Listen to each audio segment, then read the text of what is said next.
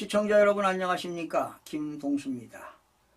전현희의 살인자 막말, 국회의원이라 하더라도 면책특권으로 덮을 일은 아니라고 봅니다. 도대체 언제까지 이런 폐약질을 인내하며 지켜봐야 할까요? 연일 지속되는 폭염과 열대야로 삶 자체가 고통스럽습니다. 그런 가운데 더불어민주당 정치인들의 무도한 언행이 국민의 스트레스 지수를 극한으로 몰아붙이고 있습니다. 특히 민주당 전현희가 윤석열 대통령 부인 김건희 여사를 겨냥해 살인자라고 막말을 퍼붓은 것은 어떤 기준으로든 간에 용납하기 어려운 패륜적 만행입니다. 전현희는 지난 14일 국회 법제사법위원회에서 김 여사의 명품 가방 수수 사건을 담당했던 국민권익위 간부의 사망을 두고 김건희가 살인자다라고 떠들었습니다.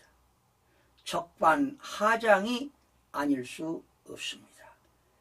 결핍하면 공무원을 국회로 불러 윽박 지르고 말을 듣지 않으면 공무원 연금까지 박탈할 수 있다는 등 협박성 발언을 남발한 것은 민주당 국회의원들입니다. 통탄을 금할 수 없습니다.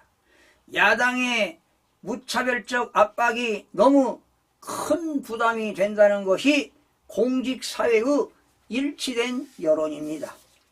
전현희는 공직자로서의 품성과 자질의 심각한 문제를 드러내 왔습니다.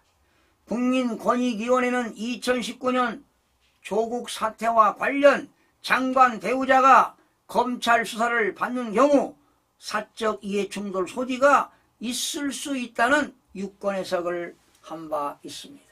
그러나 전현희가 위원장이 된 뒤에는 추미애와 아들 서모 씨에 대한 검찰 수사 사이에 직무 관련성이 없다는 정반대 판단을 내놓았습니다.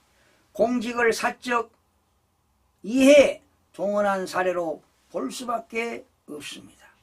그뿐만이 아닙니다.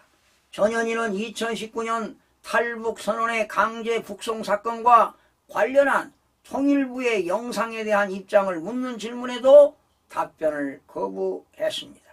해당 영상에는 북송되는 탈북 어민들이 판문점 바닥에 머리를 찢는 모습 등이 담겨 있었습니다.